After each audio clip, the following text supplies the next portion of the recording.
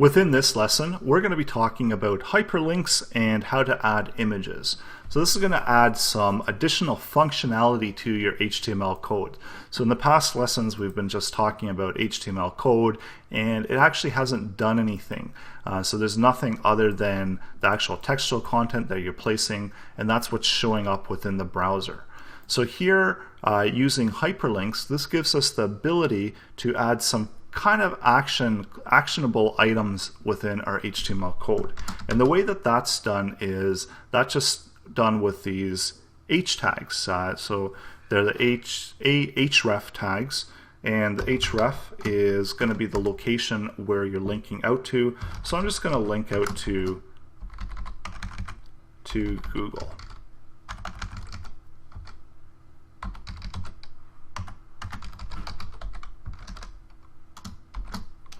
And then again, just closing that one off. And then whatever content is going to between these A's is going to be actually the hyperlink itself. So here is how we set up a basic hyperlink. And when we go out to our web page, we just refresh that. We see by default the hyperlink gets underlined. When we click it, we go out to google.com. So that's all that the hyperlink does, and it adds this additional interactivity to the content that the browser is outputting. And that's going to work the same way for this. So I can actually click this local file. This is the same one that I've opened up just using the path, and it opens up in Google as well. So for a hyperlink, it's relatively straightforward. The href is just the URL path. Now you do have additional attributes that you can add in here, and as you can see here, Google, our Dreamweaver, is giving me a bunch of attributes, and one of the ones that's commonly used is setting the target. So by default, if you don't set a target, it's just going to go to self. So we see that we do have that option here to set it to self, but by default it goes to self. And what self means is that it goes to the document which is within the same frame as the one that was clicked. So that's why when we had that Google opening up, we actually moved to that and moving off of our page.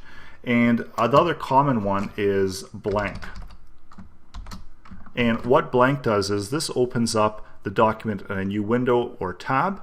And then there are a few other ones as well. So there's parent and top. And those are used when parent is when you're trying to break out a frame and go to the parent window, and top is when you want to do a full body window. So those aren't as commonly used, but you should be aware of them as well. So now when we go back out here, we refresh it, we click our hyperlink, we see that Google actually opens up in a separate page. And that's exactly what we wanted for this, because we want to keep users within our website, and we don't readily want them going off and clicking hyperlinks and leaving our website.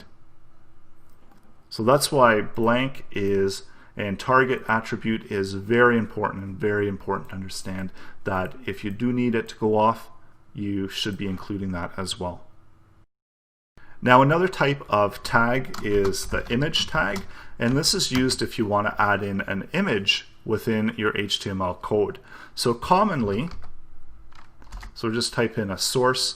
So all it is image source, and it's just another one of those self-closing tags where we don't have an opening image and a closing image. We just have all that information contained within the image itself.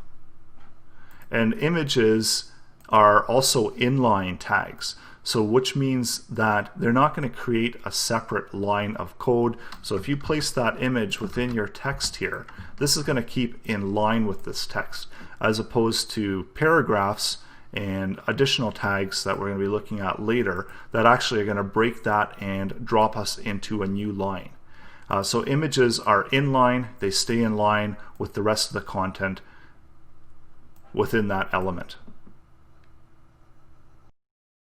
So with image, I've just pasted in a source for the image, and this is just a website that allows you to pick up its Lorem pixel. If you're not familiar with Lorem text, so this is just basically space holding text And lorem pixel is the same thing. It's a spaceholder image, and here I can set the size of the image that I want returned, so height and width.